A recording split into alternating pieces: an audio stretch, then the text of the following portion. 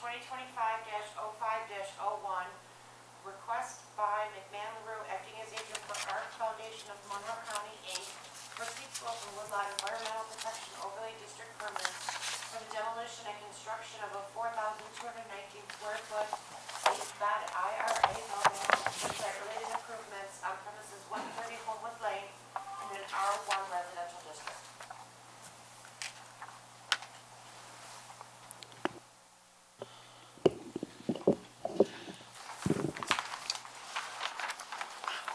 Good evening. Greg McMahon with McMahon LaRue. We're the engineers for the project.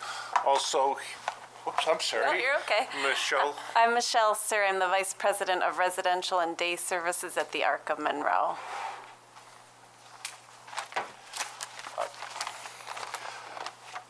The proposed project is at 130 Homewood Lane. Homewood Lane runs south off of Norton Street, just east of the 490 Expressway. There is an existing group home on this parcel, and the proposal is to demolish that group home and construct a new modern facility for ARC. It's going to be an 8-bed residential unit. It will occupy much of the same area where the existing residence is located. All utilities currently serve the existing residents. They'll be maintained for the new facility. Some of the features of the existing facility, there's a pool and deck. That'll all be removed. There will be no facilities like that as part of the new building. The property, the work falls within, based on the town EPOD maps, falls within a steep slope and a woodlot EPOD. None of our proposed work is within the steep slope EPOD, and really none of the proposed work would fall within the definition of a woodlot EPOD, although as you proceed on this parcel to the east towards Irondequoit Bay, it is steep slope and more heavily wooded. We are, as part of this project, removing 9 trees, but we'll be planting 9 new trees in addition to some other landscaping, which is shown on the landscape plan.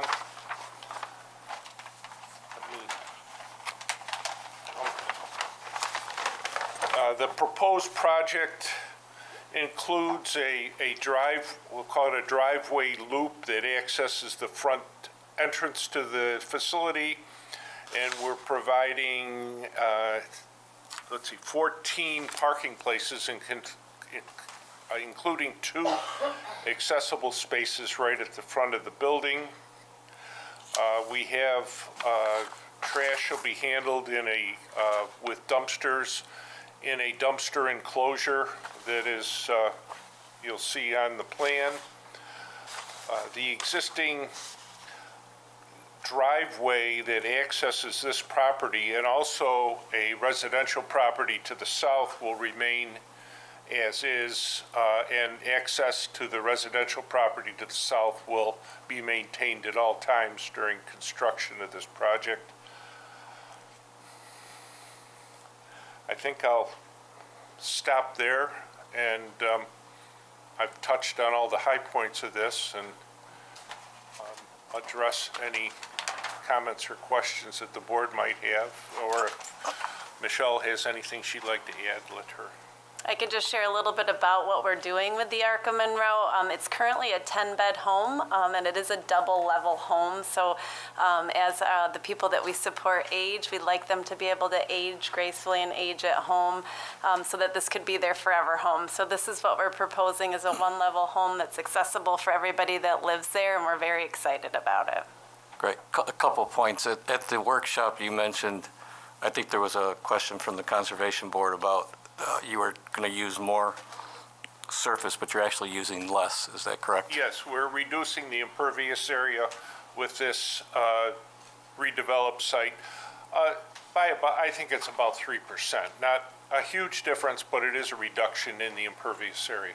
Okay, and the second thing was, you currently said there's 10 residents, but you're only going to have 8 bedrooms in this one? Is that a reduction in the amount of residents, or? It is at that home, but we've had opportunities for the other people at other homes that we've opened. Any other questions from the board? Do you have Go ahead. do you have a map showing the woodlot and the steep slope where they are on the? Is it shown on any of these drawings? Well, the existing condition plan, which is sheet 1 of 8, shows the steep slope limit, which is I see it here along this ridge, right? So the steep slope is defined by the limit and the definition of steep slope, which I believe on the EPOD is greater than 15%. The woodlot EPOD is on the town's EPOD maps, is basically a blob that covers, among other sites, it covers this site. If you go into the definition of an EPOD, and I'm not a forester, so but it refers to so many trees within a certain area. And while a portion of this parcel meets that EPOD definition, the currently developed portion would not meet the definition of an EPOD. But where that line is. So so I think what you're saying is that there is the steep slope EPOD here, but your development area doesn't encroach on that at all. That's correct, yes. The entire site is inside of woodlot EPOD as defined by the town, but you don't think the existing conditions would meet the requirements of an EPOD had it been classified today? Yeah, if this were mapped in a much more detailed manner, we don't believe that the actual site would fall within the woodlot EPOD. If it were done today? Done today, but we felt, and I think the town staff felt, let's apply, make the permits the part of the application and go through the process. You said that you anticipated removing 9 trees. That's correct. And that you're replacing 9 trees. Yes, we are. On the planting schedule, where are the 9 trees? I see crabapple. Yeah, I want to make sure you've got the latest Sugar plans. maple. Okay. Because we did revise these plans and sent them through. We've got, They were in the beginning of your packet. Oh, these ones. Yep. We're- Those are the new revised. yeah, we've got 1 crabapple and 9 sugar maples, in addition to, I don't think crabapple is on the list of recommendations from the Conservation Board. I'm not sure about sugar maple. Are you able to comment? Please identify yourself if you could, sorry. Talking to, yeah. I think sugar maple is. Okay. That is native, and then we just planted a bunch of them. So we don't know about crabapple. I don't think it is. I don't have it in front of me, but I don't think it is. I don't think it's generally there looks, yeah, so, I'll have our people check that. yeah, I mean, take a look and we choose can off always of the, swap it out for Bingo. a more indigenous, yep.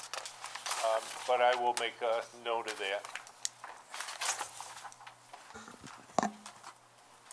I believe you were given that list with the conservation yes. boards. We have the list, and I know they checked it when they did the 9 sugar maples. I don't think they went back and checked on what was already specified, but I'll ask them to do that. And then, just remind me how you guys were handling the lighting.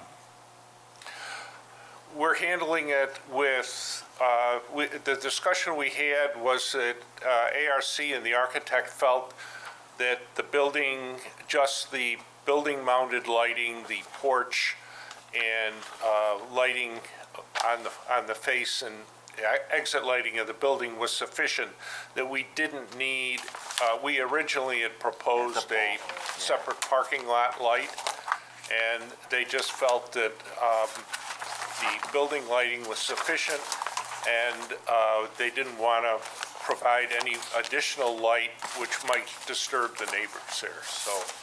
And do we know what that lighting looks like? That would be on the, it's strictly architectural. We don't have that on our plan. That would be on the architectural plans. There's not going to be any spillage?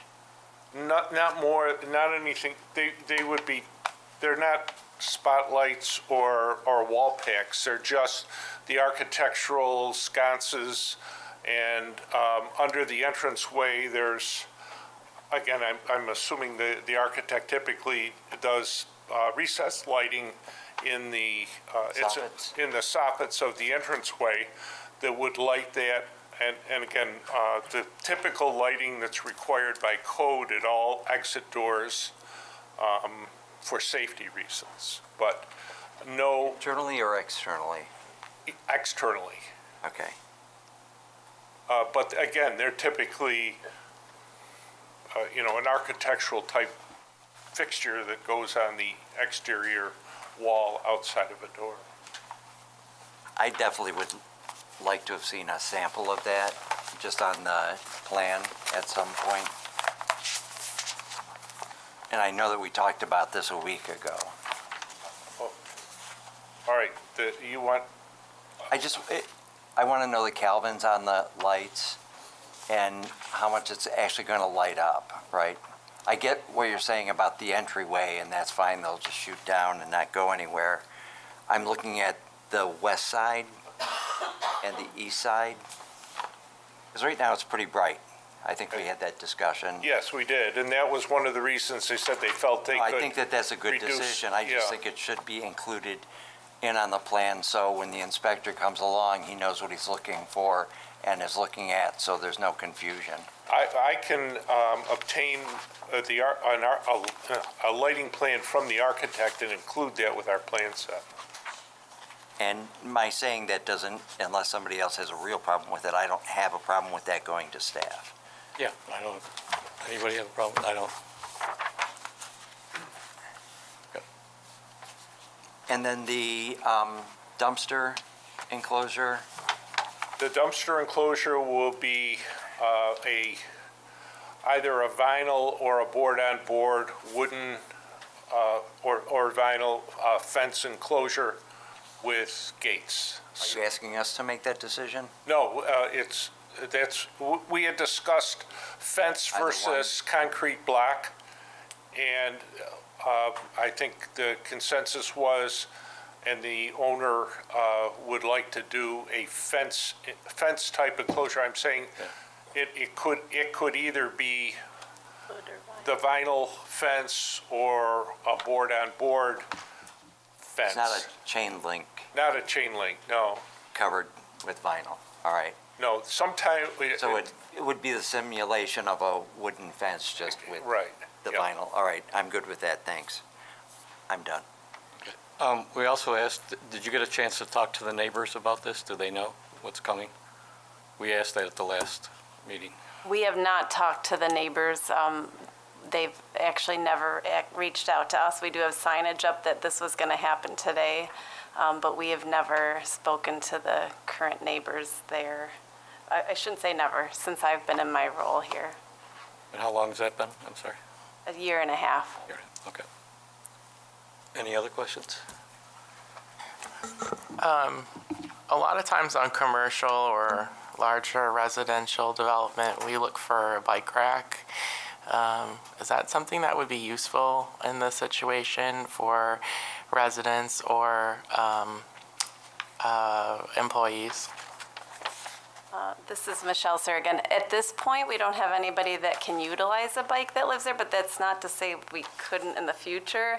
At this point, no staff ride bikes, but I wouldn't say no to that. That would be something that would not be a bad idea. I like the idea, for sure. You could also put the bikes inside the building if there's room, if you've allowed for that. Yeah, there will be some storage outside, so we will have opportunity if there are bikes to put them there. But at this point, we don't utilize any bikes. Storage It- outside? To I'm sorry. Brad's point, I would like to see us do that as a Within the condition house. if we're going to do it tonight. Okay, but you said storage outside, I'm sorry. No, I'm sorry, storage that we have available for the bikes. There's some storage inside the home that, Inside, right by okay. the doors. I thought you said outside, so I apologize. Probably did, I apologize. But we Okay. don't utilize any bikes there at this time.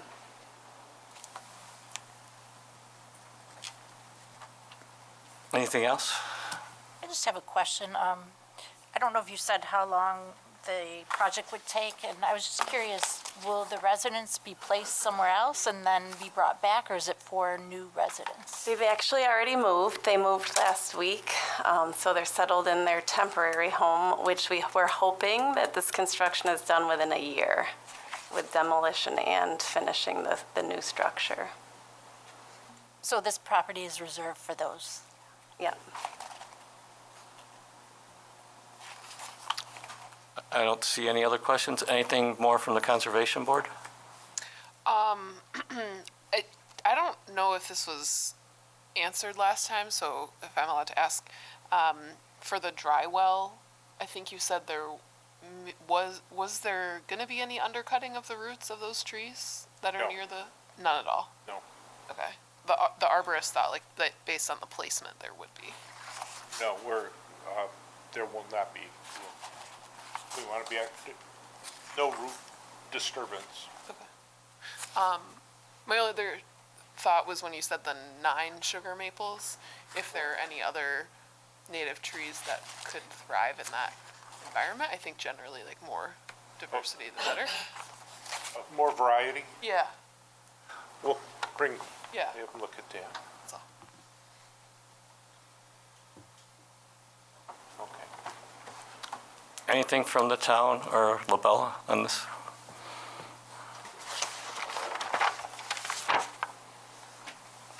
There we go.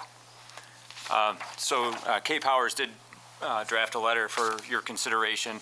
Nothing too terribly significant in terms of comments, just a request for a turning template, tree protection detail. We noted that the southern driveway entrance appears to be slightly over 10% slope. There doesn't seem to be any regulation that would prohibit that. That is kind of getting to a point where I think it's going to be navigable, but it's getting to a higher slope in general for driveways. And then we did note for stormwater management, the disturbance area appears to be on the order of 0.6 of an acre, therefore coverage under DEC's construction general permit is not required. And then just a couple of minor requests for the plan set, signature block and stamp and signature. So that's it from Abella. Any questions regarding anything? No, from I Labella? had a chance to review the letter, and we don't take exception to anything. We can address everything on this letter. Okay. With that, I think you could take a seat. We'll open up the public hearing. Thank you.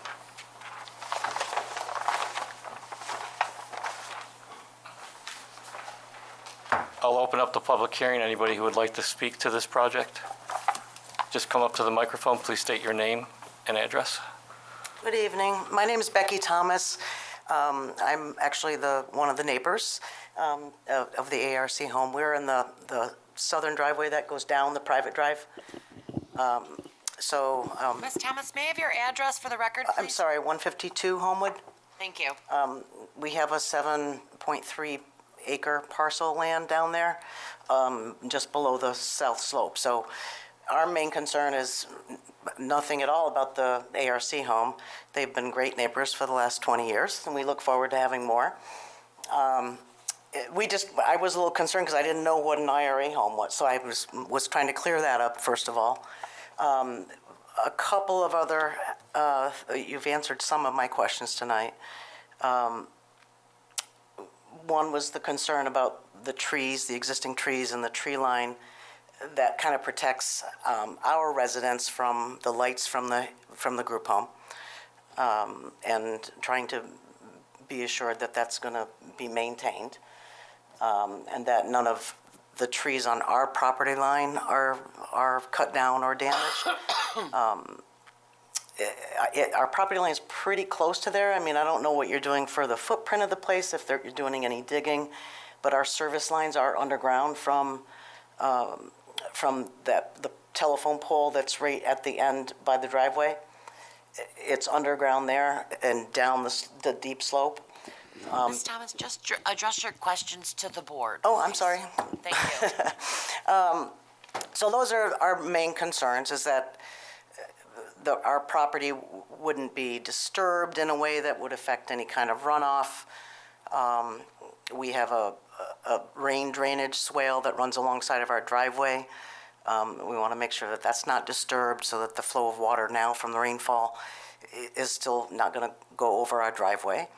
I don't think any of that is going to happen, but I just want to make sure that all of those things are being paid attention to while the new build is going up. I think now the lighting that's there now, I think there's a halogen light, and in the back there's a motion light, I believe, that I can see going on and off sometimes through the trees, which isn't a problem. It's not, nothing that's there existing now is not too bright or anything, so I just thought I'd answer that question. So those are one of our main concerns about the build. There's another concern that we've had for a while, and I think we've called the town and made our concerns known over the last few years. But because Homewood runs right parallel along 590, it's a very busy road, especially after work. And there's a trailhead that goes down into Irondequoit Bay Park West for the hiking and the biking trails. And the entryway to that is very hidden, it's very dangerous. And the traffic is so loud there that I'm often concerned that, a bike is going to come out while we're coming down the street, even though we're not going fast. It's very hard to see. I don't know, I know that's not part of this build plan, but I'm concerned about the residents because I've been concerned when they go down, like Pete would walk down and get the mail. And they have no idea that there's a car behind them because it's so loud next to that highway. And there's a part of that fence that is down. There's maybe a 50-foot or 75-foot section of the fence, the chain link fence that runs between Homewood Lane and the 590. That's been fallen down and damaged for a number of years, and this year it's finally just completely gone. Somebody took the section that was there. So that section is open, and I think it's a safety concern for not only the ARC home people, but anybody walking along that road and stuff. So I'm wondering if it's possible that that can be addressed. Okay. Anything else before? I don't think so. My main concern is the trees, the underground services. I saw today there's an asbestos removal going on. I just want to make sure that that's not going to affect our property in any way with the wind drift or anything. I'm assuming that's all contained when it's being done. Okay. Anything else? No, I think so. I'm done. Thank you. We'll allow the applicant to come back up and address some of that. But before you drop, have you ever written these concerns to the town?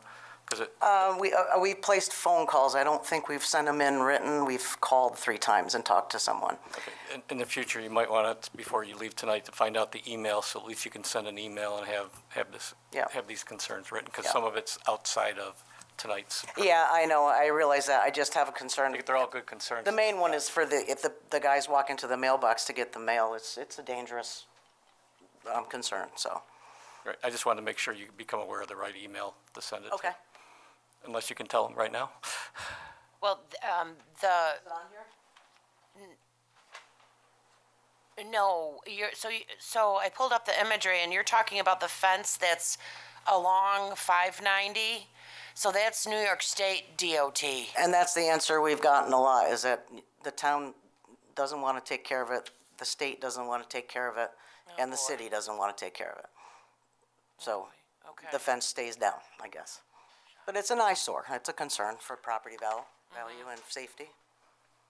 I don't know that would be New York State DOT's jurisdiction.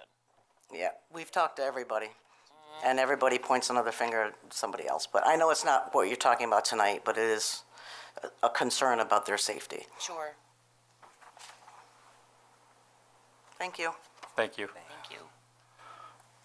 Anybody else who would like to address the board? Seeing none, I'm going to close the public hearing. Would you like to come back up and address some of the concerns brought up? Just want to reiterate, it's one of the reasons we ask always if you've talked with the neighbors, so they know what's going on. I can start out with, definitely there are no vegetation along that property line is being disturbed. The pole that carries the electric down is right on the property line, just west of the private driveway there, and there will be no disturbance anywhere near that pole or affecting any of the underground. So there are no chances of us disturbing any of the utilities that currently serve that or disturbing any of their vegetation. I would have to say, just my experience with asbestos removal, we don't do it, but that's all done very strictly in accordance with the laws, state laws, under negative pressure, and even in windy conditions, I wouldn't suspect that they're, the whole intent of the removal process is not to expose anyone in the area to any asbestos material. Good. You didn't address the drainage she brought up. Is there any concern? No, I actually will be reducing, certainly during construction, we have drainage, erosion control, there'll be silt fence, there'll be sedimentation basins. There are some very careful processes that take place during that time when there are bare soils exposed. They're required to immediately straw mulch disturbed areas, so that during construction would be the most concern, and we've got the controls proposed on the plan for that. And once the site is revegetated, with the dry well that we're proposing, we're actually going to reduce the runoff from the site. Where's the mailbox? Way at the top of the street. Yeah, I think those are. It's right up by Okay. I thought they were grouped.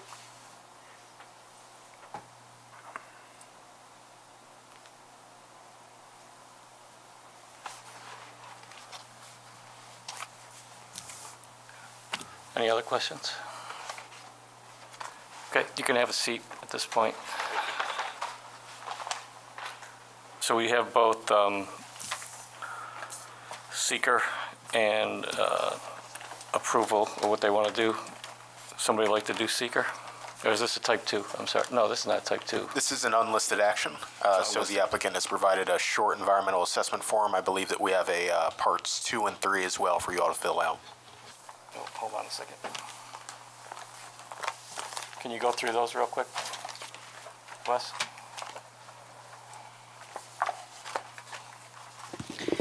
I did it as we were talking here. Excuse me, on part 2, numbers 1 through 11, related to no or small impact that may occur. And for part 3, we indicated that the proposed work will be within the steep slope. No proposed work will be within the steep slope or woodlots. Removing the 9 trees, but replanting the 9 trees to comply. That erosion control measures will be mitigated, impervious area will be reduced by 3%, sedimentation control with straw mulch, and the dry well proposed will reduce the runoff for the project. We're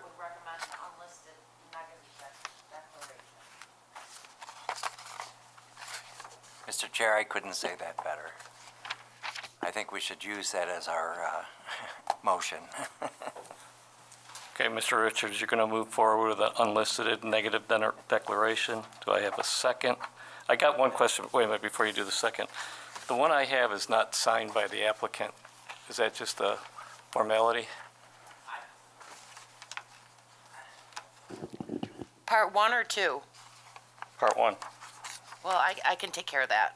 Okay. The original might be in the file. Okay. I don't have it open right here. I just wanted to point that out. Okay, do I have a second? Second.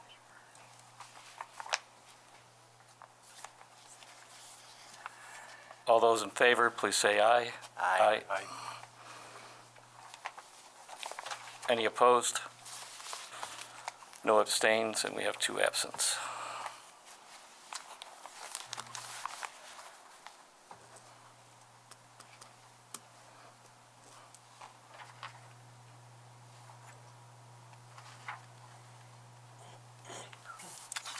Somebody like to make a motion?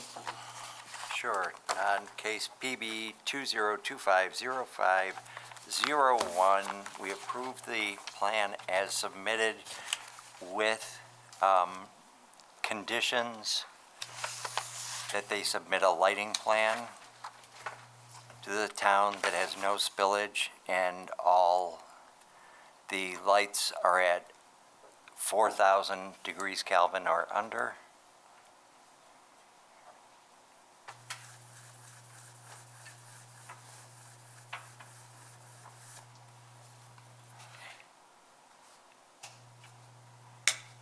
You said under 4 Kelvin?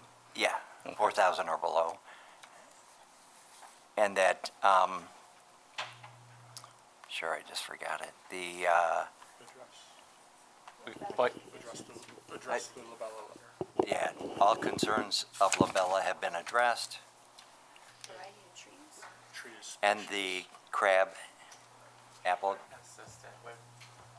The trees are consistent with those. trees are consistent with the recommendations from the Conservation Board that was included with the Conservation Board's remarks.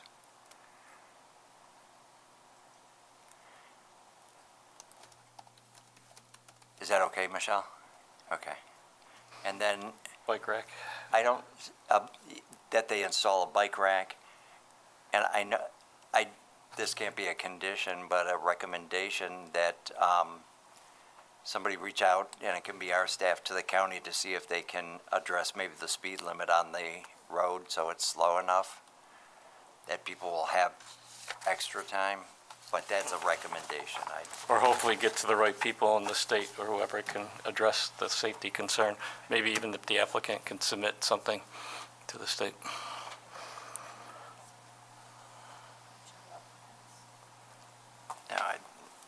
Okay. Do I have a second? A second.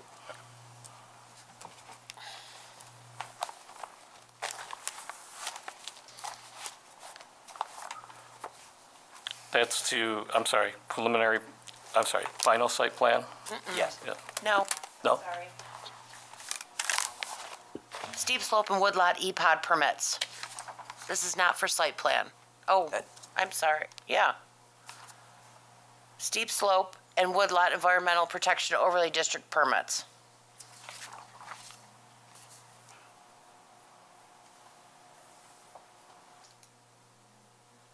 Well, that would be as submitted, right?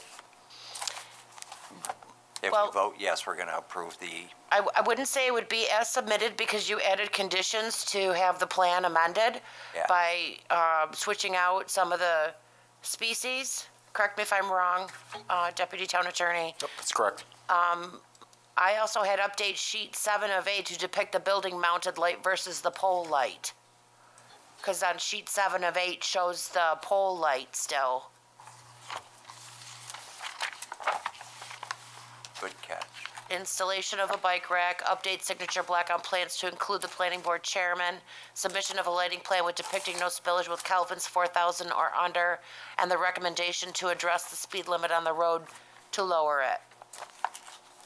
Anything else? Thank you. You're welcome. Thank you. Still have any concerns with those additions? Okay, all those in favor, please say aye. Aye. Any opposed, say nay. Any abstain? And there's 2 absent.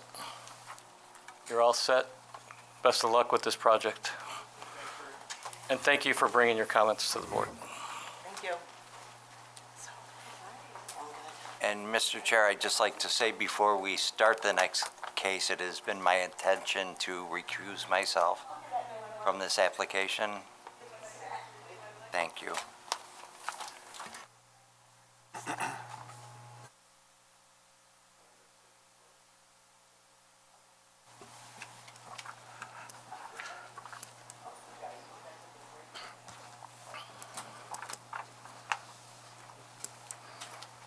So I'm gonna No problem.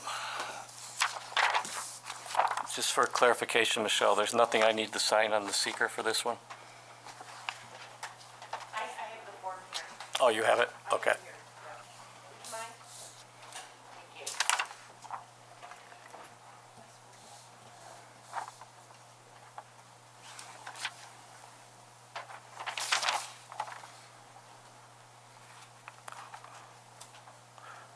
Mr. Nolan, you can come up and just give me a second here to catch up on the paperwork.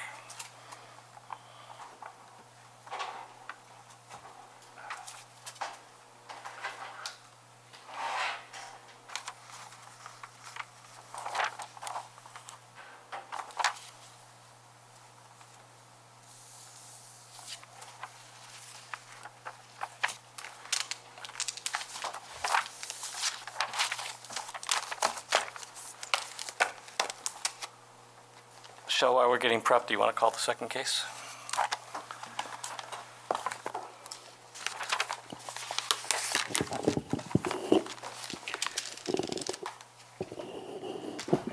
Sure thing. Case number PB, excuse me, 2024-08-04, request by Michael Nolan, I Square LLC, for preliminary final site plan approval for the development of 4 duplex units associated with site work for the expansion of the Brookside Cottages on premises 415161 Lorraine Drive in a mixed-use commercial district.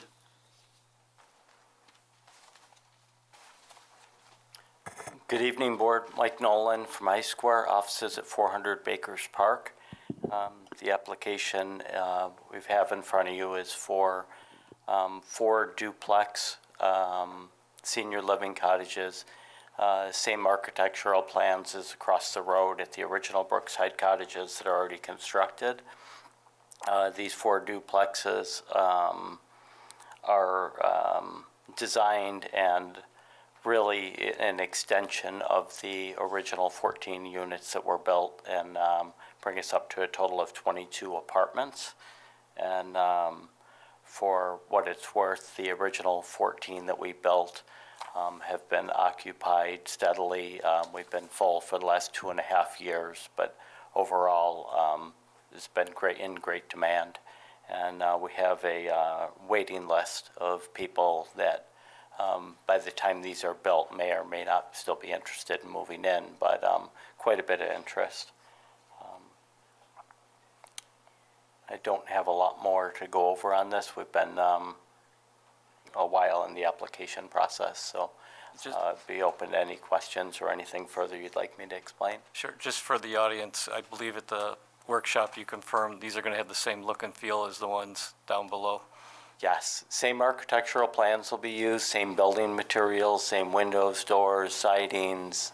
Really just, it worked. The feedback we've gotten from our current residents has been remarkably positive. And aside from changing bifold doors to sliding doors in one of the closets, it's really very, very minimal changes that we're making from the original plans. They've been very well liked, and everybody that lives there says they're going to remain there as long as they're capable of remaining there. So.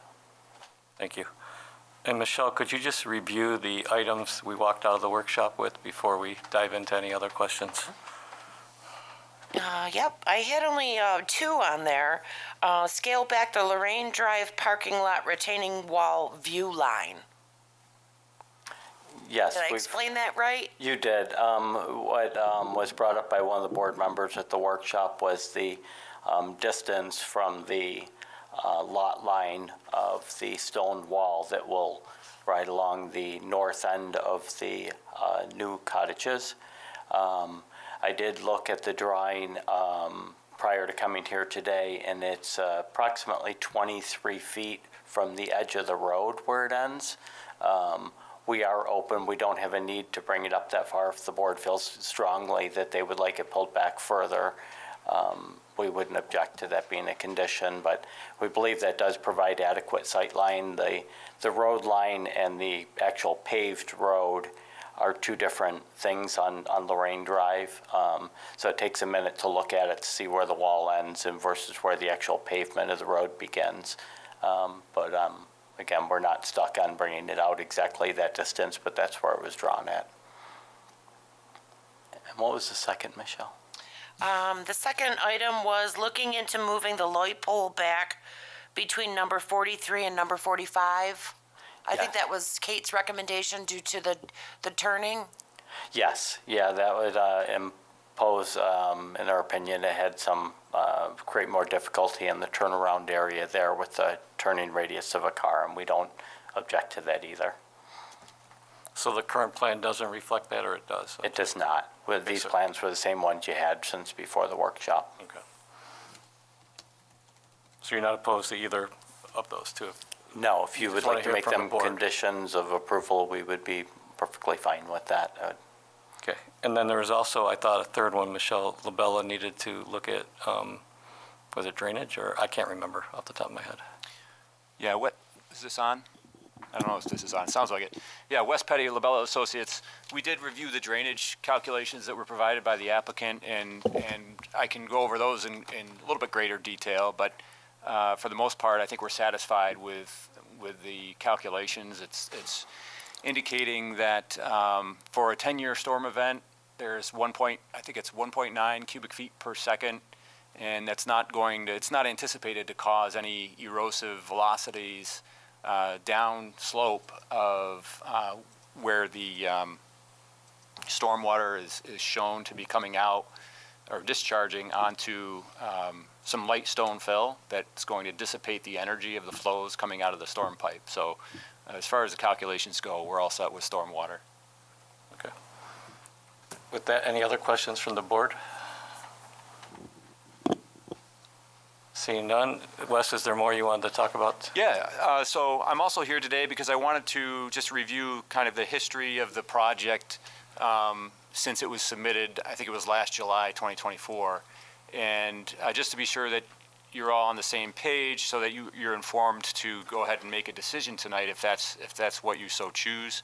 I have prepared a draft resolution and also draft parts 2 and 3 of the EAF that I can hand out to you. But what I'd like to do is try to share my screen with you, some of the overlays so that you understand the progression of the drawings and that sort of thing. So I've attempted to hook my computer up to the TV there. I'm not seeing my my sheet yet, but once I walk over there, I'll see if I can fix that and go over it with you, if that'd be all right. Do you want me to take a seat? No, I didn't. I may, and can everybody see the TV okay that's sitting up here? Okay, all right, let me see if I can get my drawing squared away up there.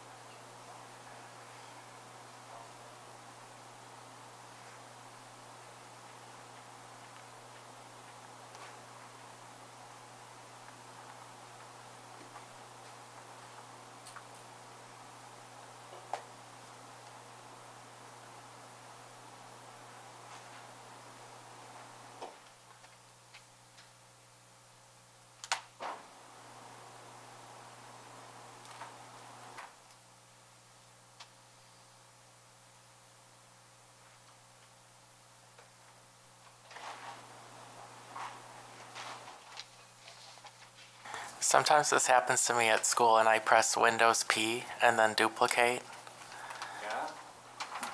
MAME. Oh, you got it now. You got it. Yeah, you got it. So maybe, all right, maybe I'll just bring my laptop here and I can navigate with you.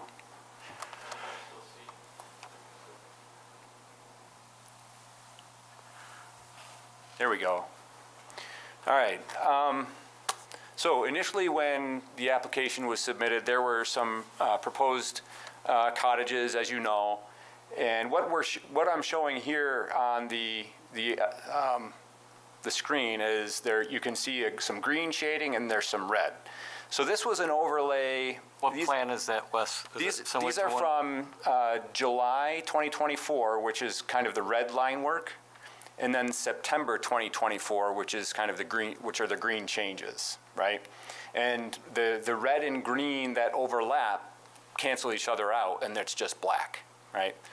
So what you can see here, I'll zoom in. One of the things that you might recall is that the applicant moved, as a result of some of Labella's comments, moved the buildings 4.5 feet northward, right? And they also modified the driveway so that there was a curve, a proposed curve in the September plans versus the July plans, because we were initially concerned about the slopes, right? And so this is also a July 2024 plan with the September overlay. And in July 2024, there was what was depicted as some grading in the steep slope area. That has since been removed, right? So they are no longer doing any grading in the steep slope area. At least there's minimal disturbance of the steep slope area, I guess, at this point.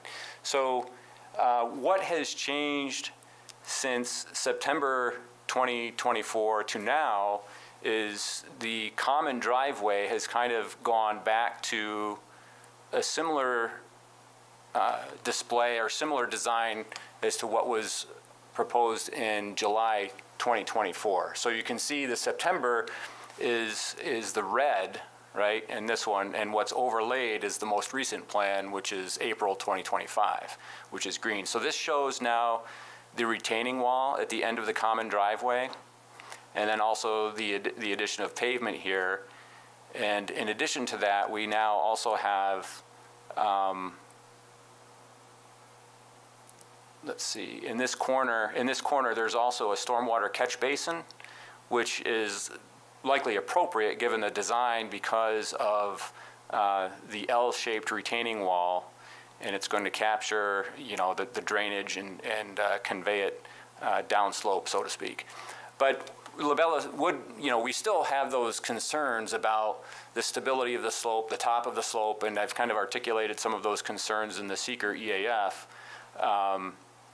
We had initially requested that the applicant do some soil borings based on the extent of the proposed grading that was going to happen on the steep slopes and also in the area of where the homes were going, and to provide an assessment, a letter from a geotechnical engineer, confirming that this proposed slopes as constructed could be successfully maintained in the long run. And I guess we still have those concerns, maybe not to the degree of needing to go do soil borings, but I think our recommendation to the planning board, if you want to consider it, is to request that the applicant provide a letter from a geotechnical engineer indicating that the loads imposed on the top of the steep slope, including from the retaining wall, the proposed driveway extension here, and then the drainage structure here, that those slopes can be maintained in the long run. That's simply a suggestion. If you want to have the applicant do that as a condition of any action that you might take tonight. So in comparison, I also did an overlay here on this plan. What we're seeing here is the July 2024 plan with the April 2025 plan, and you can see that the change back to kind of the initial shows, the buildings are still northward by 4.5 feet compared to the original. But you can see that the change in the July driveway extent versus today's driveway extent is about 3 feet 6 inches. And then from the edge of the retaining wall to where the proposed driveway was is just shy of 2 feet. So that's where we stand in terms of how this plan compares to impacts on the proposed steep slope compared to what they initially submitted in July. This plan points out the similarities between the July 2024 plan and the plan that's in front of you today for approval. And it basically shows that the distance between the driveway extent in July, or today, is 3 feet 6 inches short of where it was last July. 3 feet 6 inches farther away from the steep slope. So the steep slope protection overlay district or the EPOD district that the town has, not only does it regulate the 15% slopes or more in the town of Victor, but also the area of transition at the top of the slope. Because sometimes the loads that you place on top of a slope can have an adverse impact on the adjoining steep slope. So that's what this graphic shows. So we did kind of take a look at the soils information. The engineer's report that was submitted to Labella did identify the types of soils that were in the area. For example, this ATF3, I don't have, what was the name of it here? Arkport, Dunkirk, and Colony soils, 20 to 60% slopes that's eroded. And basically what you're seeing here in the color green and red is the suitability of those soils to, for example, accommodate dwellings without basements in this particular scenario. So the green, there are no limitations. And if you see here, you can kind of see the legend, right? Soil ratings for polygons, very limited for the red areas, somewhat limited for yellow, and green, there's no limitation. And I'll just scroll back up. This is, you can see there. So, and the development is on the fringe, right? This development is on the fringe. The building is not located in this red area, right? It's the edge of the driveway. So we also did the same analysis with the local roads and streets. Granted, this is a common driveway and not a local road or street, but it is going to be expected to have traffic on a year-round basis. So this also indicates there's a severe limitation in that regard. So some of the narrative that goes along with this is very limited, indicates that the soil has one or more features that are unfavorable for the specified use. The limitations generally cannot be overcome without major soil reclamations, special design, or expensive installation procedures. Poor performance and high maintenance can be expected. So that's just kind of some information on the soils for you. Do you have any questions, or do you want me to go over the part 2 of the EAF with you? And Well, I have questions. So Sure. I'm trying to, I see how you're showing both things, but I'm trying to understand when you showed that soil. Yep. How much of that driveway is a risk, if I understood the risk you're trying to call out? Well, it's hard to say. However, if I go to the, let me see if I might need to open the grading plan. Let me open the grading plan.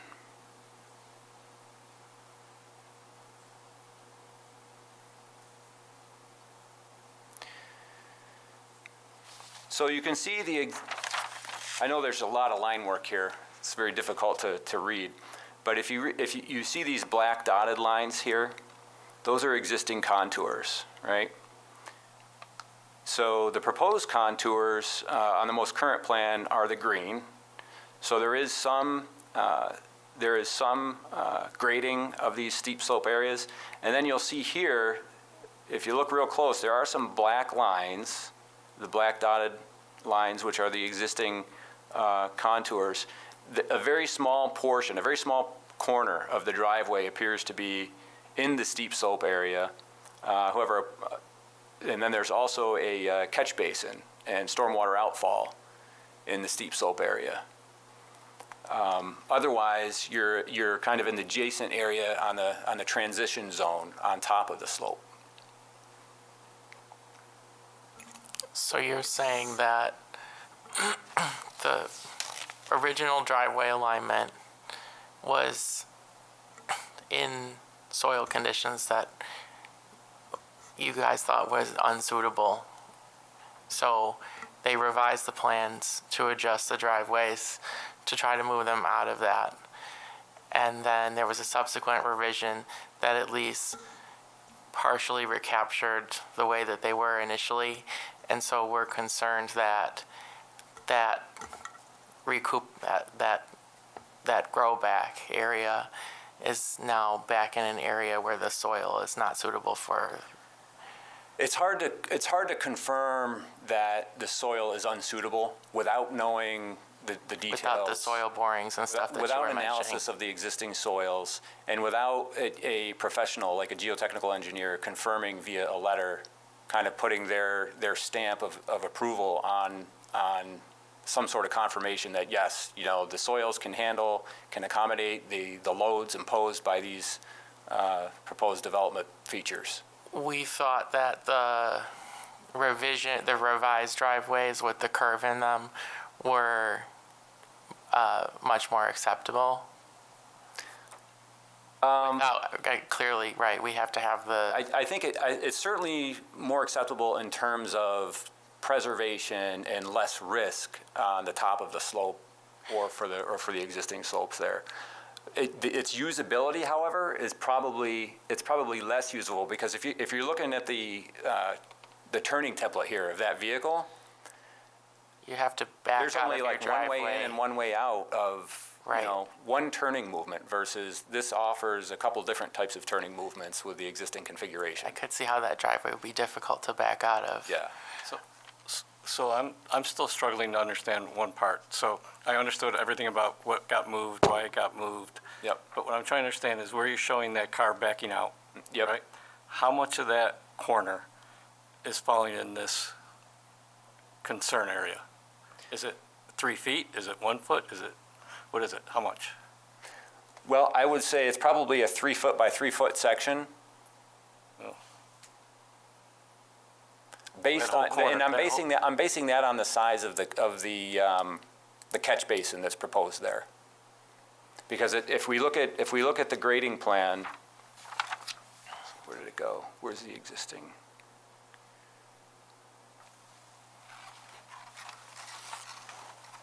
Right, so in the description of the calculations describe that the catch basin is a 2 foot by 2 foot section.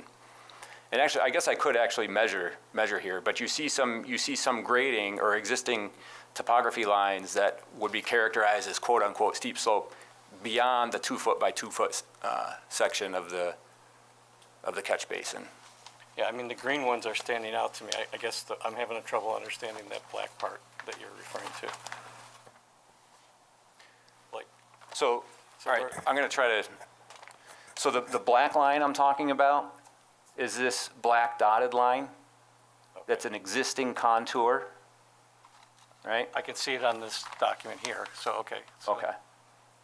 Right, so those black lines are close together here, right? So that's indicative of a steep slope. These are 1 foot contours. It's only a tiny corner here. Yep. So, from a danger perspective, Yeah. you're saying it could be 3 feet, could be 2 feet. What would happen as far as a safety concern? Well, in the long run, it's just a potential, and maybe it wouldn't happen. Maybe the soils are fine, right? It's just, I can't confirm that for you.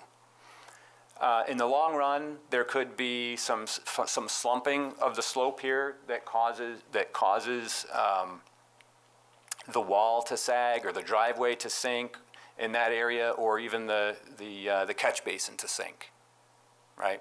So, right, and those are the features that are imposing a load on those soils, right? You've got the proposed retaining wall here, which they pulled it, right? And so some of this is done, some of these changes were made as a result of, pulling out over here, they had a catch basin in the right of way, and they were asked by DPW to move the catch basin out of the right of way, which they've done, right?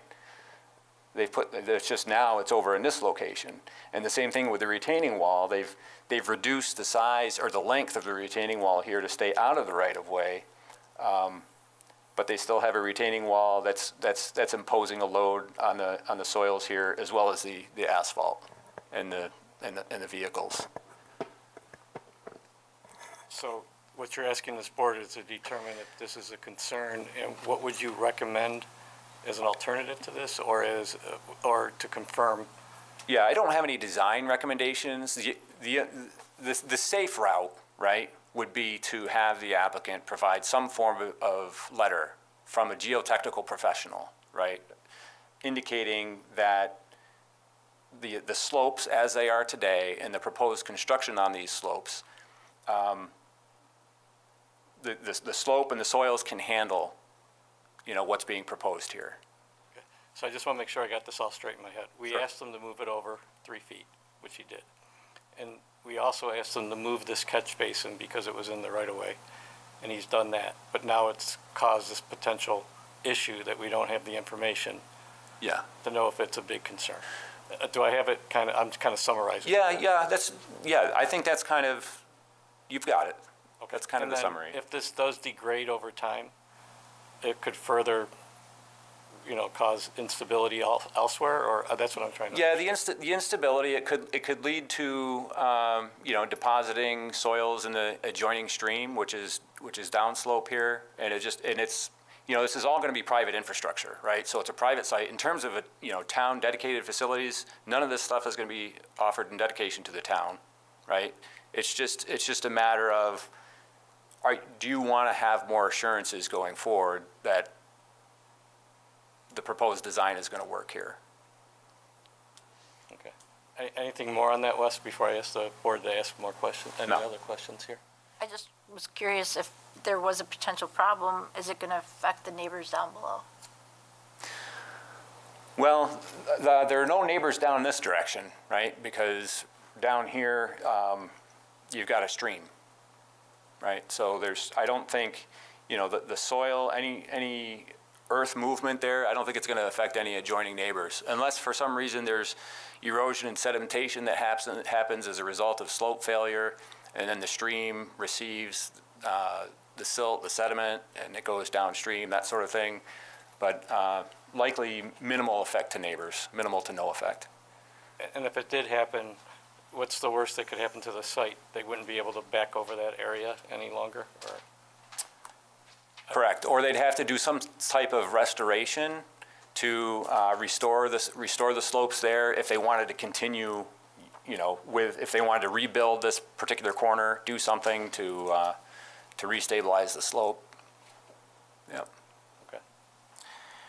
Any other questions? I have a semi-related question. Is there, if the drive is built the way it's proposed currently, is there some type of curbing or guard or something in that? I mean, I could, if I were backing out, I could see myself perhaps overshooting and going down. Is there anything to stop a car that has? Yeah, so my understanding, and the developer can correct me if I'm wrong, is that this retaining wall is about 1 foot in height. Okay. So it seems like it's acting as a curb. Okay. On the front side.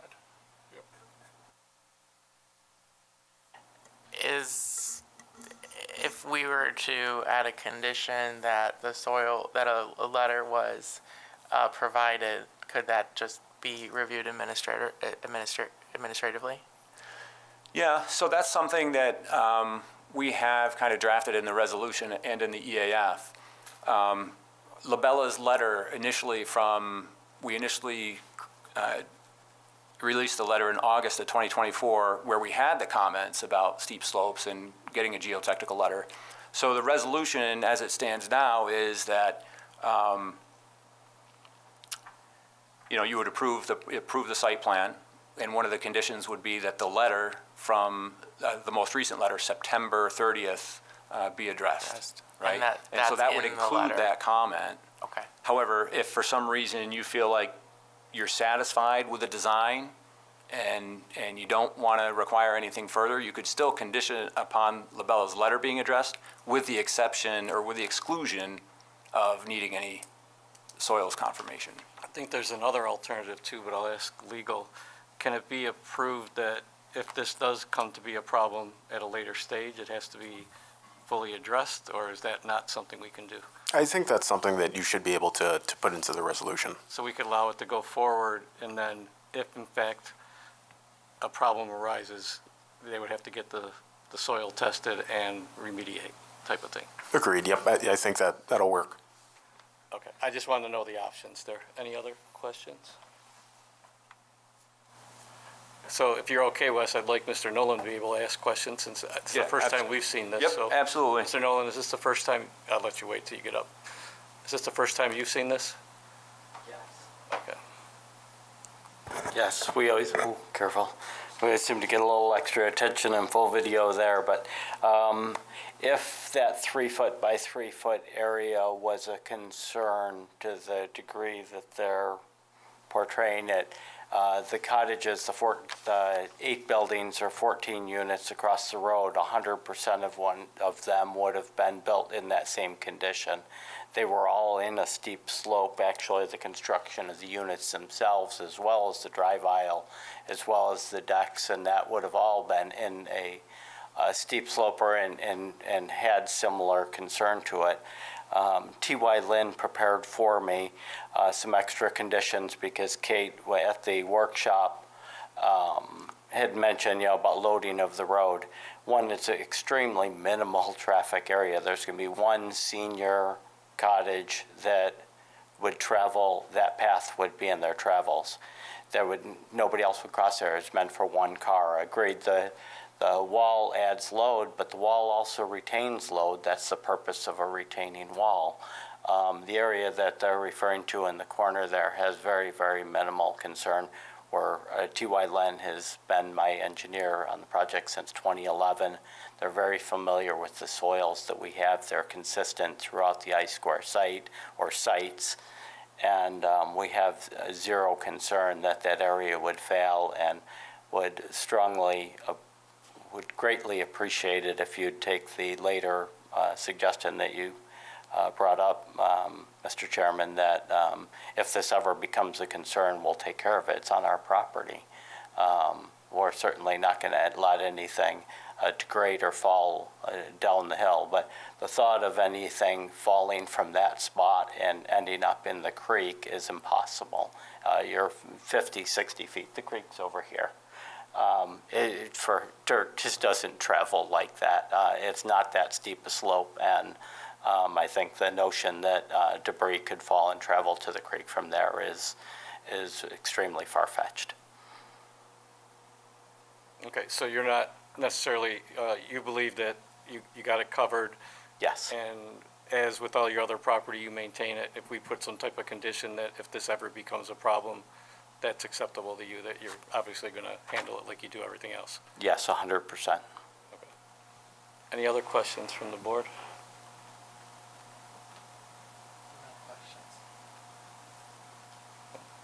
Okay, Wes, any concerns with anything we just discussed? No, not at all. Okay, thank you for pointing this out. Is there more that you need to show us?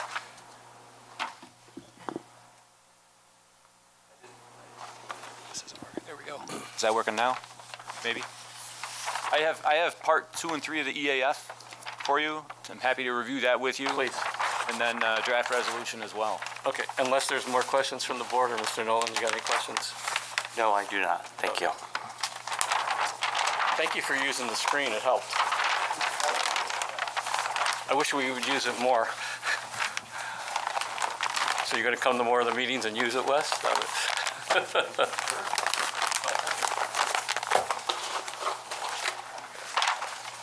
I thought it was helpful.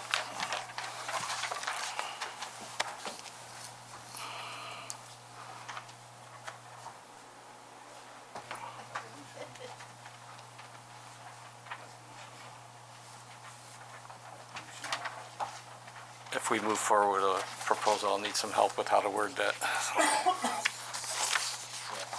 to work through it.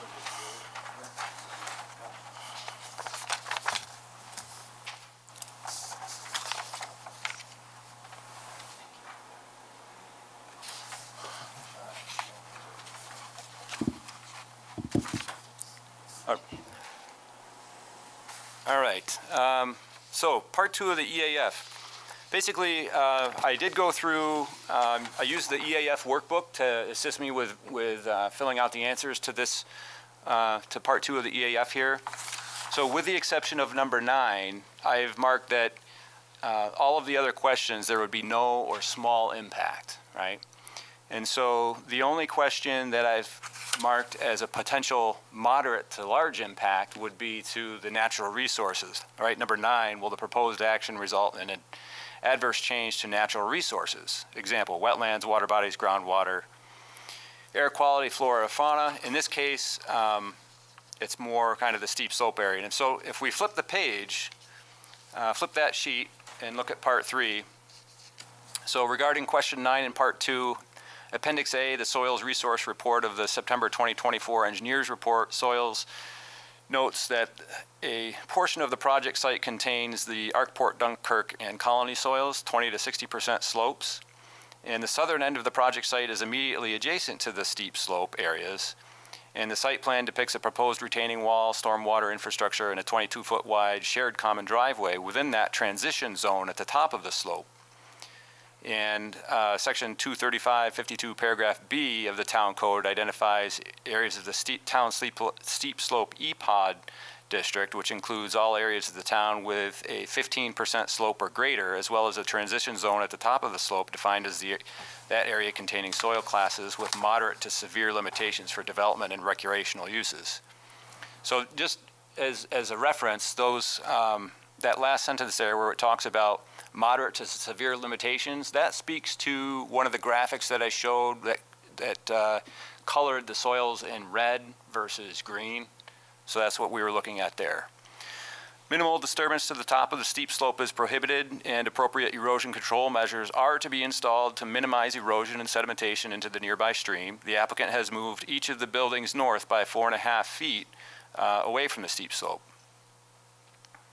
As a steep slope at the project site is a regulated slope due to the town's steep slope EPOD regulations, there is potential for this resource to be impacted due to loads imposed at the top of the slope, as we discussed. The applicant has not provided information from a qualified resource that speaks to the ability of the existing soils to accommodate proposed development conditions. The impact of the steep slope is moderate to large, but is not expected to be of such significance that a positive declaration is warranted. So I've indicated here the Town of Arundecoit Planning Board has evaluated the project in the short EAF using the criteria for determining significance in 6 NYCRR section 617.7 C1 and C2 and 3. And therefore, I've checked on your behalf if you want to accept this or modify it, that it would result in or you're issuing a negative declaration. And that's kind of, in the neg deck, this resolution that I've prepared incorporates action on the, on seeker as well as your site plan. I'm sorry, explain that second, what you're saying there. It has to be changed then, if we're gonna? No, it doesn't need to be changed. I'm just saying that the resolution here, I'm happy to read the resolution for you aloud, or you can. Basically, it just describes a little bit of the project history, and it formalizes your action on seeker in addition to your action on the site plan. Okay, what about the part where you said about the soil boring? That's not in here? No, that's in the letter. That's in the Labella letter where we had previously. That would go in our conditions then. And that can be, yeah, that would be one of the conditions if you so choose, or if we're modifying them. You know, if you still want the other items in Labella's letter to be addressed, which the majority of them have been addressed, we can exclude that one about the geotechnical evaluation, if you so choose. But we could add another one that says, in case of a problem in the future. Okay. Correct. Well, I think, I'm wondering if determining how we're going to approve this has significance on how we're going to decide the seeker. Because if we're going to approve it with the condition to do the soil borings or not, that has an impact on the environmental review. But it's a neg deck, right? Well, it's a neg deck because we have imposed certain conditions. Right, but I think even the way he called it out, it's a neg deck, even with the minimal to medium. Right. And I think we just accept that it's minimal to medium, but we just put a resolution. I'll ask the lawyer. We could still put a resolution that in case there's any problem in the future. I hear what you're saying, but Yeah. couldn't one's determination on the environmental assessment be considered in conjunction with the approval that's going to be made on the site plan? Because if there's not mitigation in the site plan, then that can influence the opinion on the environmental impacts. Well, yeah, I think there is mitigation in the site plan, right? They've moved the site. But They if they have the retaining wall. They've minimized the the town impact. engineer is asking for soil borings. He said, So if we're going to include the soil boring, the soil borings as part of the approved plan, then, that could impact your, so let's have that discussion, because I believe, at least I'm of the opinion, we're going to move forward with, if there's ever a problem in the future, that's going to be required. I don't know if I feel comfortable with that. That's okay, that's So fine, but that would impact my, I'd like to hear the rest of the board, just so we can move forward, or not. Can I clarify something from LaBella's standpoint? To the extent any additional information we may have requested as part of the soils analysis, I'm comfortable that we don't have, that we're not receiving, or that we don't suggest further soil borings. Simply anything further that we might request. I would avoid using the term soil borings at this point.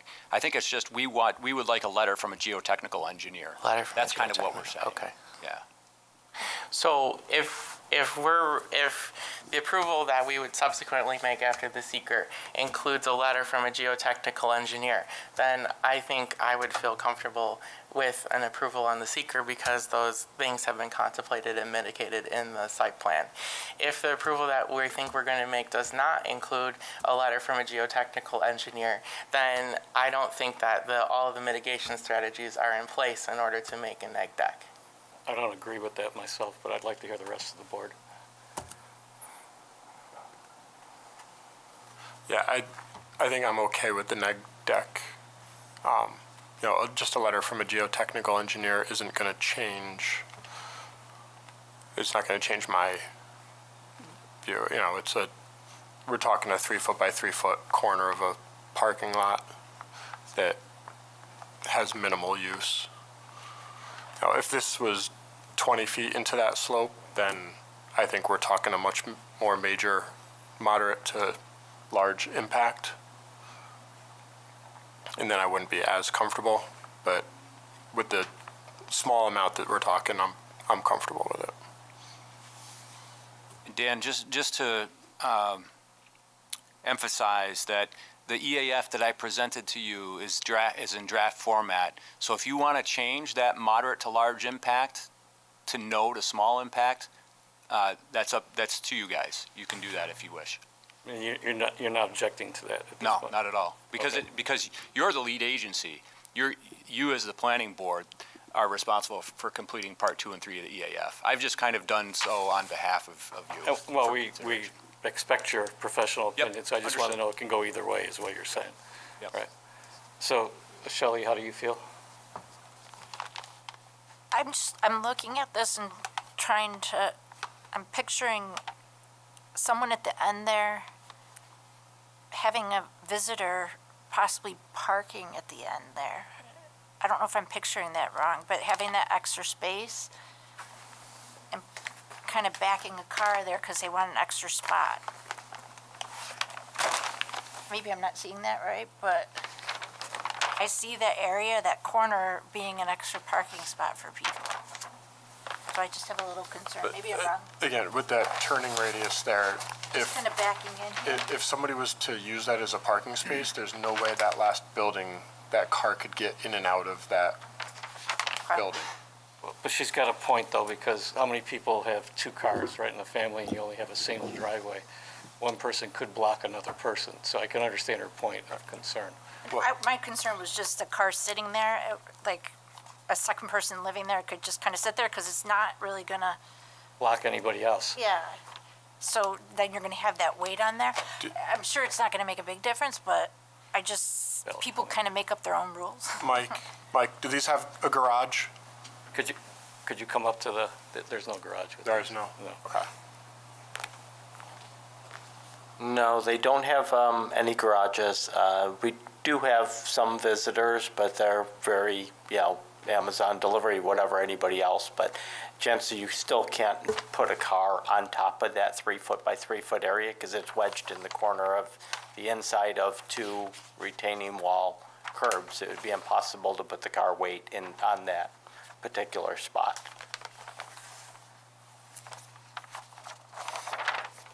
And even so, the driveway is going to be built in a way that you could park a very large truck on that driveway and it still would have no impact on it. We don't construct things that are going to fall in if somebody parks on it.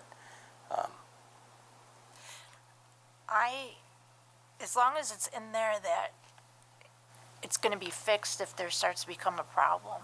The understanding that it's your responsibility, it's not the town's responsibility. Agreed.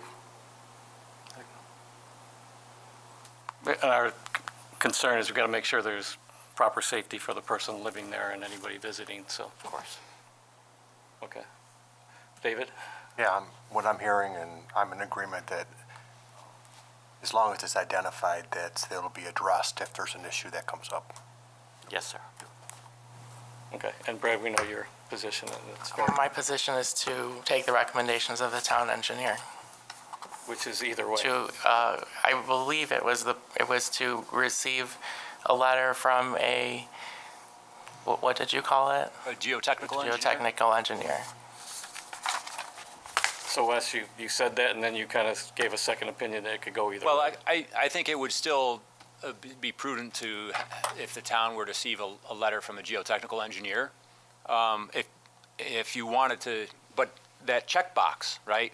That's what I'm saying. I could go either way with either no to small impact. I would say it's either a small impact or a moderate impact, but we don't have that choice on the EAF. You either have to say no to small or moderate to large. So how does the board feel? I feel it's a small impact at this point. I mean, I think it's small, but I'm okay with it staying in the moderate to large as long as, we have the explanation in the part 3 there that kind of explains why we think could be moderate. Which I guess would validate in case there's a problem down the line too. Right. Keeps an eye on it too. Yeah, Yeah. agree. And Wes, is there any concern that, the majority of the board feels going forward with this? We understood your recommendation. We always take your recommendation. Yeah. It sounds like you're okay with it going forward with those conditions. No, I mean, we've provided our suggestion, and I don't feel like you're out of line in terms of, moving forward if you wanted to move forward. Okay. Any other discussion, or? You okay with everything? I'm okay with everything. It sounds like this board took a hard look at the environmental impacts of this project, and I think you all should be good to move forward. Okay. So as far as procedural, Wes said he would read through, you're all set, Mr. Nolan. I have to open up a public hearing, correct? Yeah, we did. Did we ever close the public hearing? I don't know if we did. I don't think we ever opened it. Closed, yeah. Either. Let's, just to make sure, I'm going to open the public meeting. If there's anybody that'd like to address this issue, please come to the podium. Seeing none, I'm going to close the public hearing. Okay. So now, as far as moving forward, Wes said he would read through this, but we've always done it as a board. So how do you want us to? You mean you always read it into the record? Right. You feel free to read it. I'm fine with Wes reading it if that's okay. Okay, then, yep, Mr. Petty, feel free to read it. On behalf of the chairman, would you read through the resolution that you're proposing forward? Absolutely. So this is a draft resolution subject to change, and Oh, well, hold on a second. We have to do seeker first. Right? that's okay. That's part of my resolution. Oh, it's covering both? Yep. Okay. Yep. All right, so I'll move forward with that motion and look for a second on both of them after he reads it. Okay. So it's whereas on or about July 16th, 2024, the Town of Arundecoit Planning Board received a site plan application submitted by I-Square LLC, the applicant, for a project at 41, 51, and 61 Lorraine Drive that proposed construction of 4 1,980 square foot duplex residential buildings that consist of 8 apartments, 2 apartment units per building, a 22-foot wide common shared driveway, parking area, retaining wall, sidewalks, and lighting fixtures as more fully described in the site plan set dated July 15th, 2024, prepared by T.Y. Lin, otherwise known as the project. And whereas the project parcels, tax map numbers 76.15-6-45, 76.15-6.42, and 76.15-6-41 are located within the town's mixed-use commercial zoning district. And whereas in response to the August 23rd, 2024 comments from the town engineer, the applicant supplemented their initial application submission with additional information on or about September 11th, 2024, including but not limited to an engineer's report dated September 2024 prepared by T.Y. Lin, updated plan set prepared by T.Y. Lin that included plan sheets of an existing conditions plan, demolition plan, overall site plan, grading and sediment and erosion control plan, utility plan, landscape plan, site plan, and construction detail sheets 1 through 6.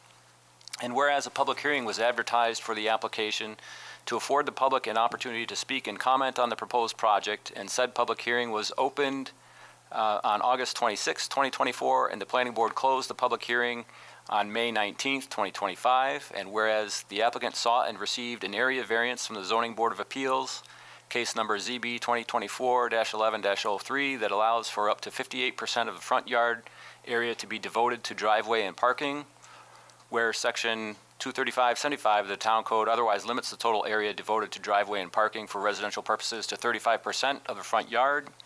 And whereas the town's Commissioner of Public Works issued a memorandum dated May 13th, 2025, indicating that with a modification to its design, the DPW has reviewed the changes and has no issues with the proposed plan, as the elements of concern are no longer in the right-of-way, and that the planning board understood the previous DPW concerns were related to proposed landscaping and light poles that are no longer depicted in the town's right-of-way, per the TY plan set dated April 22nd, 2025.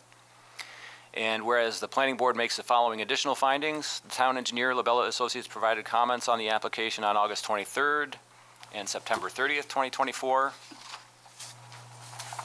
Whereas the planning board finds that the project is an unlisted action under State Environmental Quality Review Act, and whereas the planning board has carefully reviewed the project, Part 1 of the short EAF, applicable application materials, public comments, and environmental record concerning the project, as well as completion of applicable parts 2 and 3 of the short EAF and attachments thereto, and has not identified significant adverse impacts, now therefore be it resolved that no potential significant adverse environmental impacts were identified with the proposed project using criteria for determining significance identified in 6 NYCRR section 617.7 C1 and in accordance with 6 NYCRR 617.7 C2 and 3.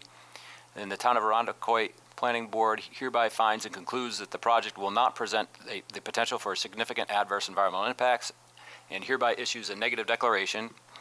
And that should just be it further resolved, you can cross out now therefore, be it further resolved that the site plan application for 41 Lorraine Drive, drawings entitled I-Square Senior Housing Expansion, 415161 Lorraine Drive, drawn by T.Y. Lin, dated April 22nd, 2025, sheets 1 through 14, drawings T1, C1 through C7, CD1 through CD6, application number PB 2024-801 be approved with the following conditions.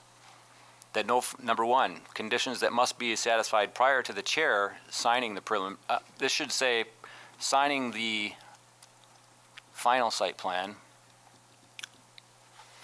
That no final signatures will be given on the plans until all professional consultation fees have been paid as required by section 235-86 paragraph B and section 235-88 of the Arundecoit Town Code. Number 2, now this is where some of our edits may come in. That comments in a letter dated September 30th, 2024 from Labella Associates be addressed. Is that one you want to modify and say that with the exception of the geotechnical letter from a qualified consultant be provided? Let me get it. So with the exception of letter, With the exception of, actually, I'll get the comment for you. With the exception of needing to address comment number 4, where we had asked that the applicant provide a letter from a geotechnical engineer. letter required for section 4. Yep. That was, so if you want to exclude that, that was the comment. Okay. So that now reads that the comments and letter dated September 30th, 2024 from LaBelle Associates be addressed with the exception of letter required for section 4.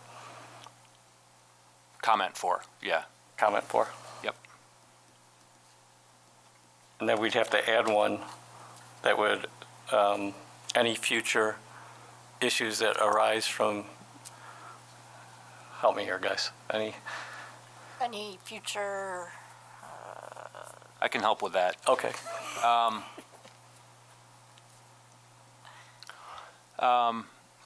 That should slope failure be found to be evident on the project parcel at some point in the future, at any point in the future, that stabilization methods be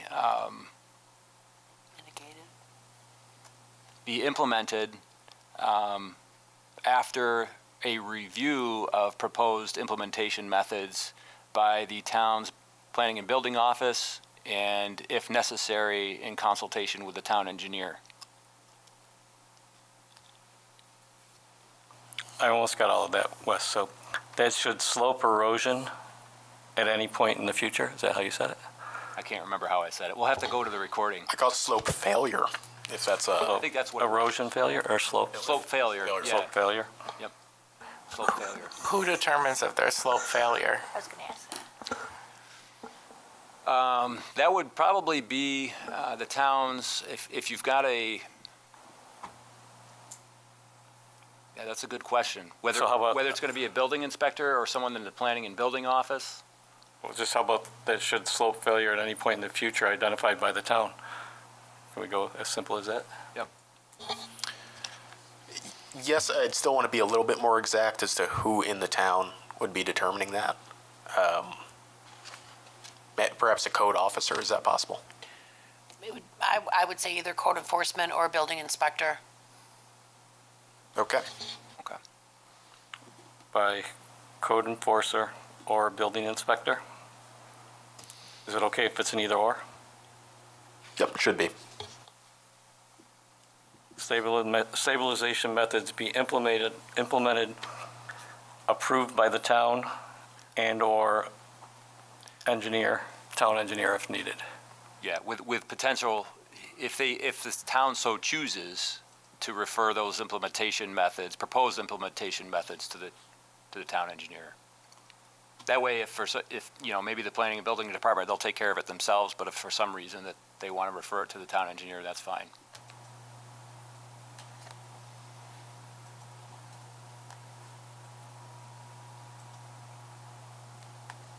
Wes, do you feel comfortable with that? Yeah. Yep. So I'm going to read it one more time. That should slope failure at any point in the future that's been identified by code enforcer or by town code enforcer or building inspector. That stabilization methods be implemented and approved by the town, referred to the town engineer if required. Yes. Okay, well, ready? Did I say something wrong? Nope, I have something else. Oh, okay. Any other conditions?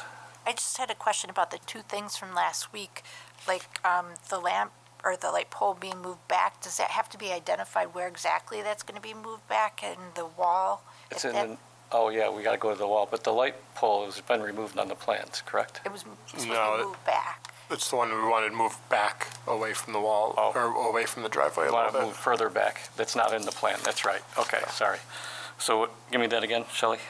We just, he had said that, or we agreed that it would be moved back, but we don't know where exactly it's gonna be moved back. So it hasn't been identified of where it's gonna be, how far or anything. And then the wall, So it'd be moved further, which direction? That's west. Further, towards the yeah, park. west. Yeah, away from the drive.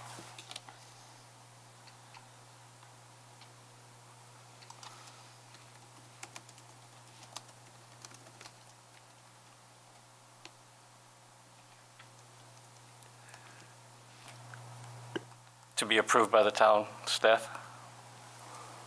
Michelle, does that work? Sure. Is that okay with everybody here? Yeah.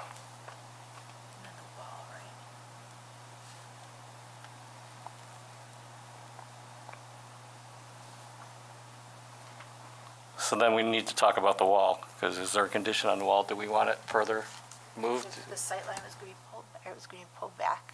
Do we want that, or are we okay with, you took a second deeper look and felt that everything was covered? John, last week, spoke about, He's the one that brought it up, yeah, and he said to take a, a deeper look. And Not an expert in that area, Wes, maybe you could hone in. So the concern was that the wall may not have tapered down far enough to allow visibility for anyone coming out of the Yeah, parking lot. I think if his recall. concern was about sight distance or sight lines. Right. Not sight distance, I should say, Sight sight line. lines. Yeah. view line. So on the safer side, what would we request? Another, how many feet? I just want to remind the board that when the applicant came up, he did say it was 23 feet back Right, from the road. from the road or from the lot line. From the edge of pavement of the road. And I just have one concern, if you could ask me before you Yeah, finish. we'll get back to it, yeah. So, do you have any concerns with that, or if it's 23 feet? No, it sounds like, unfortunately, I don't think that planning board member is present tonight, is he? No. I was trying to follow the conversation, and I guess from what I'm hearing, the ingress egress point onto the public roadway, I guess it's my understanding that the proposed retaining wall is not going to be it's not going to hinder your sight line for safety. But I'm not quite sure what the planning board member was trying to get at. Is there a different type of sight line that he was trying to preserve? He questioned if it was moved back sufficient, because it was changed from, I believe, the original. Oh, so it wasn't the wall height, it was the projection towards the road? Yes. Okay. Well, in any event, that's a dead-end road, so people aren't gonna be going that fast, right? They're gonna be going 5 or 10 miles an hour, maybe. So are we okay excluding I just anything? brought it up because it was part No, of. I forgot about that because we got into these other conversations. Anything else before, it sounds like the applicant wants to bring up one other concern before, anything else? Go ahead, Mr. Nolan, let's get it Thank all you. covered tonight. Thank you, I appreciate that. The condition number 2 doesn't seem relevant. We've already addressed all the concerns within the T.Y. Lynn letter, I believe, or the Labella. We always put that as a condition that anything that Labella brings up is addressed, so it just covers us. Okay, And even that's though why it we call- already was Yeah, corrected, and So- I think you, We owe, as part of our due diligence, or as part of wrapping up our process, we owe an update letter just to confirm for the town that each of the comments has been addressed. okay. So we haven't published that yet. And then we excluded that one condition for the letter. Correct. Yes. Comment Add number the other. 4. Yep. Thank you. Okay. All right, with that, I'm just going to ask for procedurally, I'd like to do seeker first. So in regards to PB 2024-08-04, unlisted action, negative declaration with the conditions that were called out in the addendum that was put forward. So just to be clear on the procedure here, it wouldn't be a conditioned negative declaration. It would just be a straight-through negative declaration. And as you're Mr. correct. Petty said, it is built into the resolution itself, but it can be a standalone negative declaration as well. But Right, okay. So do I have a second? unlisted So negative. we're just doing one resolution. Seeker first. Or we're doing, It can, so the way that this is built is Seeker's built into it, so if you all wanted to just do one resolution, that would be acceptable here. okay, so do I just cross off this part of it and just put it all under one, or say reference below? You can, yep, you can reference to this resolution because Seeker is within it. I'm just talking about the vote, so I'll just say reference below. Yes, yep. Okay. So we cleaned up that condition a little bit, and I'm comfortable with a voting if I'm confident that the engineer is comfortable with the revisions that we've made.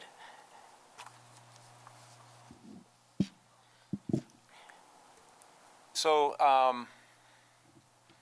I think I'm comfortable with the revisions to the extent that any failure there is going to need to be addressed, right? Of the slopes. I don't know, right? The site, the soils are very much the same as what the applicant described his previous project was built upon. I don't know if there were any challenges there or maintenance issues that have arisen since the construction of that project. Usually for the planning boards that I work with, I like to assure that you've got the information that you need to feel comfortable in your assessment and in your resolution. In this instance, I think we're very much in a fringe area, right? We're in that transition zone. Things may be fine, right? As far as a letter from a geotechnical engineer, what would you do? What would you as a planning board do if the geotechnical letter said, we are concerned about the slopes, right? It might change the design of the project. Yeah, it would. So, okay, thank you. Yep. Okay, so I need a second.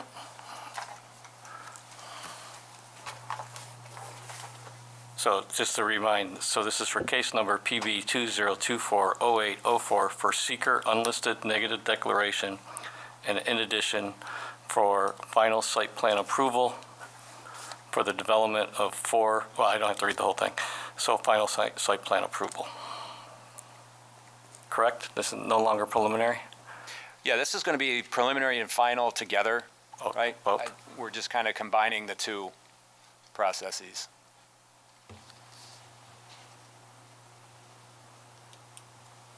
Okay, so I need a second for PB 2024-0804 for seeker unlisted action negative declaration and for preliminary and final site plan approval. And are you still good? Okay. All those in favor, please say aye. Aye. Any opposed?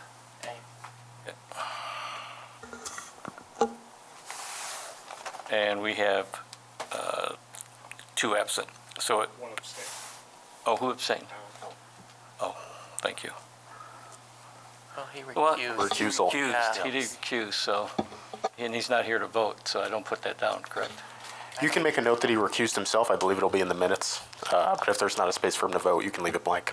There is an abstain, not recused. It would be different from an abstain, Okay. so I'd make a note of that. It's 7. Okay, sure, it's recused. Okay, all those, we already did it, so it passes. Mr. Nolan, best of luck moving forward with this. Any other business before the board? Seeing none, I move that we adjourn. Do I have a second? All approve? Aye. Thank you.